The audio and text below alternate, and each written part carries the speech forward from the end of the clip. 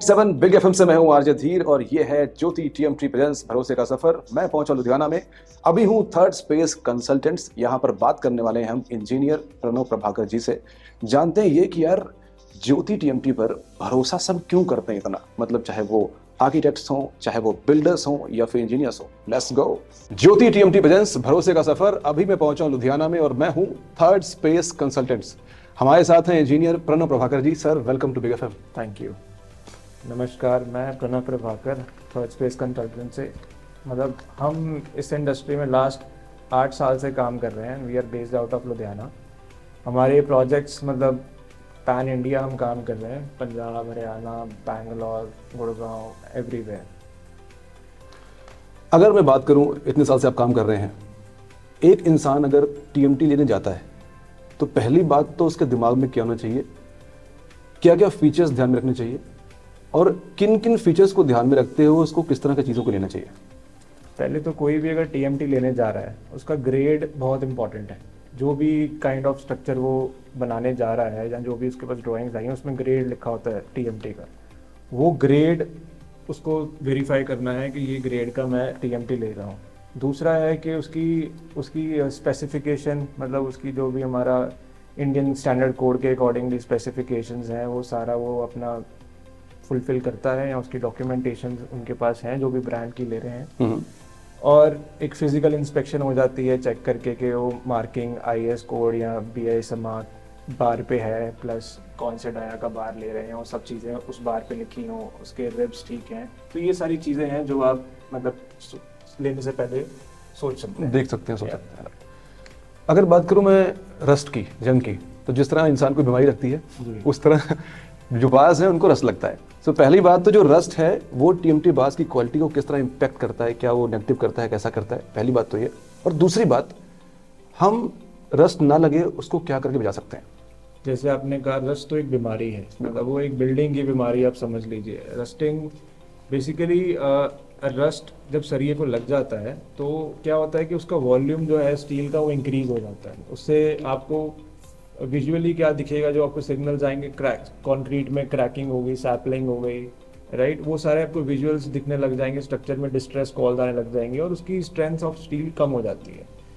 रही बात इसको कैसे प्रोटेक्ट करना है, मतलब अब जो अच्छे ब्रांड्स जैसे ज्योति है वो मतलब दे आर लाइक, मतलब वो corrosion resistant steel bars, TMT bars आ रहे हैं उनके, राइट। एक तो ये हो गया। अगर आप ऑन साइट आप बात करें कैसे प्रोटेक्ट कर सकते हैं, स्टैकिंग एक मेन जो हमारा इशू आता है कि जैसे टीएमटी आया उसको ऐसे ही जस्ट जमीन पर गिर दिया, उसको स्टैकेबल प्रॉपर स्टैकिंग कर सकते हैं, उसको ग्राउंड से थोड़ा सा उठा के लिफ्ट अप करके रख सकते हैं। और वो देयर लॉट ऑफ केमिकल्स और पेंट्स आते हैं जो आप उसको जब आप साइट पे आता है प्री आप उसके ऊपर स्प्रे कर सकते हैं, पेंट कर सकते हैं, that can stop the corrosion. जब हम घर बनाते हैं तो मान लो हमने टीएमटी लेना है जी, तो वो इकट्ठे लेना सही है या फिर कम कम करने से जो उसका रिस्क कम हो जाता है? हाँ, लेने पे कम कम करने से सही रहता है, क्योंकि आप इकट्ठा ले लीजिए, आप सपोज करिए आपकी टोटल बिल्डिंग में आपका 50 टन सरिया लग रहा है, राइट। फाउंडेशन में आपका लगना 10 टन, तो जो आपका 40 टन है या वो है वो तो पूरा मतलब साल 1.5 साल में कंज्यूम होना है ना, तो वो तो डेफिनेटली वो जितना भार पड़ा रहेगा वो रस्टिंग उसकी उतनी होगी। बिल्कुल। टीएमटी बाज के ना डिफरेंट ग्रेड्स होते हैं, कई होते हैं, बट अगर बात करूं मैं कि कौन सा ग्रेड किस चीज़ के लिए, जो अलग अलग कंस्ट्रक्शंस हैं मटेरियल के लिए अच्छा रहता है?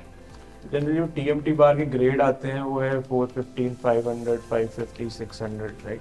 तो जनरली जो हम जैसे अभी हम लुधियाना में बैठे हैं, ये अर्थक्वेक जोन 4 है, यहाँ पे हम जो ग्रेड रेकमेंड करते हैं वो 500, 550 करते हैं। मतलब वो डक्टिलिटी बेसिकली ग्रेड जितना ज़्यादा होगा उसकी, मतलब बेसिकली जो FE 500 या FE 415 या FE 600 है, ये इसकी स्ट्रेंथ बताते हैं, right. ये एक बार इतनी स्ट्रेंथ ले सकता है। सो जितना ज़्यादा उसका नंबर वो स्ट्रेंथ, उतनी ज़्यादा स्ट्रेंथ होती है, राइट। तो जितना आप कहोगे, जितनी बिल्डिंग की जैसे आप रेजिडेंशियल बिल्डिंग कर रहे हैं उसमें आपको पता है कि अर्थक्वेक फोर्सेस इतनी नहीं है तो आप 500 भी यूज़ कर सकते हैं। अगर आप हाई राइज बिल्डिंग जा रहे हैं तो मुझे हायर ग्रेड ऑफ स्टील चाहिए, उसमें अर्थक्वेक फोर्सेस ज़्यादा हैं, डक्टिलिटी ज़्यादा चाहिए, तो उसमें मैं 550, 600 तक भी रिकमेंड कर सकता हूँ।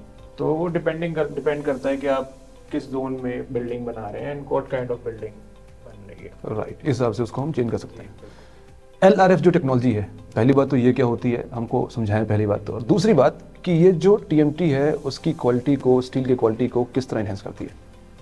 बेसिकली ये टेक्नोलॉजी जो है ना, ये आपका जो लिक्विड स्टील होता है, जब आप उसको पिघला देते हैं, लिक्विड स्टील की जो केमिकल कॉम्पोजिशन है ये उसके लिए यूज़ किया जाता है, उसको एनहांस करता है ये, राइट। तो जितनी आपकी जो मोल्टन फॉर्म में स्टील होता है, ये उसकी मतलब उसको कंप्रेस करके उसकी केमिकल प्रॉपर्टीज़ को मतलब ये थोड़ा और स्ट्रेंथ करता है, तो ये उसके लिए यूज़ किया जाता है हाई टेम्परेचर पर। तो जो TMT बार्स हैं, ऑब्वियसली TMT बार्स मतलब हम हाई स्ट्रेंथ में कंसिडर करते हैं, तो ये उसकी प्रॉपर्टीज को और एनहांस करता है, डक्टिलिटी और जिसके लिए इम्प्योरिटीज खत्म करता है, राइट।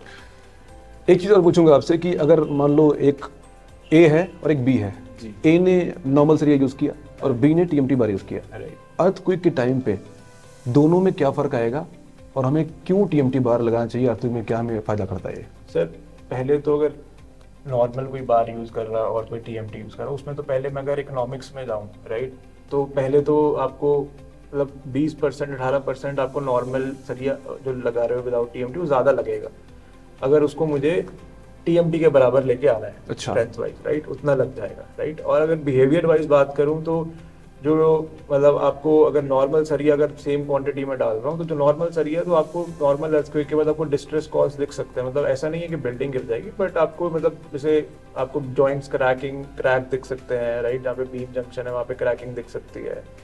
तो बट ये TMT में ये चीज़ें अवॉइडेबल हो जाती हैं, बिकॉज वो थोड़ा उनकी डक्टिलिटी ज़्यादा है और मतलब फेलियर और वो थोड़ा सा ये रेजिस्ट कर सकते हैं।